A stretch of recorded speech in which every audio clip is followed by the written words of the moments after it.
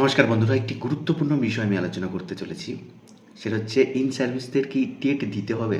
অর্থাৎ প্রাইমারি এবং আপার প্রাইমারিতে যারা কর্মরত অবস্থায় রয়েছেন যে সমস্ত শিক্ষকেরা, তাদের কি টেট বাধ্যতামূলক? তাদের কি টেট পাস করতেই হবে? যারা হয়তো ১০ বছর ১৫ বছর চাকরি করেছেন তাদেরকেও টেট দিতে হবে? তো আজকের বিষয় হচ্ছে এটি। কারণ সুপ্রিম কোর্ট এর আগে গত বছর সেপ্টেম্বর মাসে ১লা সেপ্টেম্বর একটি রায় দিয়েছিল যে ইন সার্ভিস যারা রয়েছে, যাদের টেট পাস নয় এবং যাদের চাকরি ৫ বছরের বেশি রয়েছে, তাদের ক্ষেত্রে টেট কিন্তু বাধ্যতামূলক করে দিয়েছিল সুপ্রিম কোর্ট। সুপ্রিম কোর্ট জানিয়েছিল যে আগামী ২ বছরের মধ্যে তাদেরকে টেট পাস করতে হবে। যদি টেট পাস না করে তারা, আবার প্রাইমারি বা প্রাইমারি, তাদের কিন্তু চাকরি থাকবে না। সেক্ষেত্রে যাদের চাকরি ৫ বছরের কম রয়েছে তাদেরকে ছাড় দেওয়া হয়েছিল, তাদের টেট পাস না করলেও চলবে, কিন্তু তাদের কোনো পদোন্নতি হবে না, এই বিষয়ে কিন্তু সুপ্রিম কোর্ট জানিয়েছিল। তো এমত অবস্থায় বিভিন্ন রাজ্য সরকার কিন্তু আপত্তি জানিয়েছিল যে তারা এত বছর ধরে ২০ বছর ২০ বছর ধরে চাকরি করছে, তাদেরকে এই মুহূর্তে টেট মানে পাস করাটা একটু সমস্যা। তো তারা চাইছিল যে যাতে তাদেরকে টেট না দিতে হয়, তার জন্য কিন্তু তারা রিভিউ পিটিশন করেছিল, যার কারণে শুনানি হয়েছে গত ২ দিন আগে। তো সেখানে কিন্তু আবার সুপ্রিম কোর্ট বলেছে যে শিক্ষার অধিকার যে আইন ২০০৯ এবং ১০, সেই জায়গাটায় দাঁড়িয়ে শিক্ষার গুণগত মান বজায় রাখতে গেলে টেট বাধ্যতামূলক, এটা বলা হয়েছিল।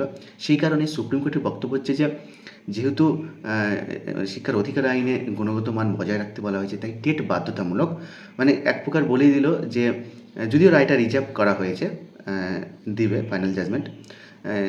সেখানে বলা হয়েছে যে বিভিন্ন রাজ্য থেকে প্রশ্ন করা হয়েছিল যে এদের টেটটা যাতে না নেওয়া হয়, ২০ বছর ১৫ বছর ৩০ বছর ধরে চাকরি করছে, কিন্তু সুপ্রিম কোর্টের অনারেবল বিচারপতিরা বলেছে যে তাদেরকে টেট দিতেই হবে, কেননা শিক্ষার গুণগত মান বজায় রাখতে গেলে এটা একটা বাধ্যতামূলক বিষয়। তো ব্যাপারটা হচ্ছে যে ২০০৯-১০ সালের থেকে যে শিক্ষার অধিকার আইন, সেই সময় থেকে যে টেট নোটিফিকেশন করা হয়েছিল, তার পরবর্তীকালে কিন্তু ৫ বছর সময় দেওয়া হয়েছিল যে ৫ বছরের মধ্যে এই কর্মরত শিক্ষকদের টেট পাস করতে হবে। অনেকে করেছে বা অনেকে করেনি, যার কারণে কিন্তু যাদের করেনি, যারা করতে পারেনি টেট পাস, তাদের কিন্তু বলতে গেলে একটা বিশাল সমস্যার মুখে পড়বে। যদি টেট পাস না করে তাহলে কিন্তু চাকরিটা থাকছে না।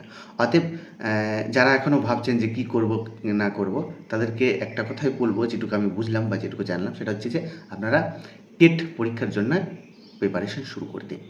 সেটা রাজ্য সরকার হতে পারে বা সিটেট হতে পারে, সেন্ট্রাল টেটটাও হতে পারে। কেননা সেন্ট্রাল টেট আমাদের রাজ্যে যদিও অ্যালাউ করেনি এর আগে, কিন্তু এই যে পরিস্থিতি সৃষ্টি হয়েছে তাতে কিন্তু সিটেটকে অ্যালাউ করবে আগামী দিনে, এটা বলার অপেক্ষা রাখে না। অলরেডি সিটেটের কিন্তু ফর্ম ফিল আপ চলছে, ২০২৬-এর সেপ্টেম্বর মাসে কিন্তু পরীক্ষা হবে। এই মাসের এবং গত মাসের ১০ তারিখ অবধি কিন্তু ফর্ম ফিল আপ চলছে। তো ইন সার্ভিস যারা রয়েছে, যদি চাকরি বাঁচাতে চান তাহলে অবশ্যই টেট পাসটা করুন, নাহলে কিন্তু চাকরি থাকবে না। তো এই অবস্থাতে কিন্তু সুপ্রিম কোর্ট একটা বক্তব্য দিয়েছে যে দেশে প্রায় ৪০ লক্ষর মতো প্রাইমারি টিচার রয়েছে, গোটা রাজ্য গোটা দেশ মিলে।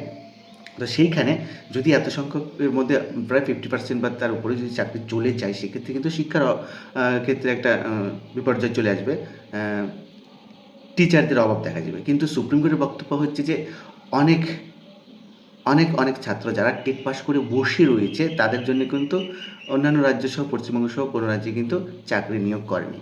তো সেক্ষেত্রে তাদের যুক্তি হচ্ছে যারা বসে রয়েছে তাদেরকে তাহলে সুযোগ দিতে হবে, এদের যদি চাকরি চলে যায় তাহলে তাদেরকে সুযোগ দিতে হবে। তো যাই হোক, রায়টা রিজার্ভ রেখেছে, ফাইনাল জাজমেন্ট আসবে।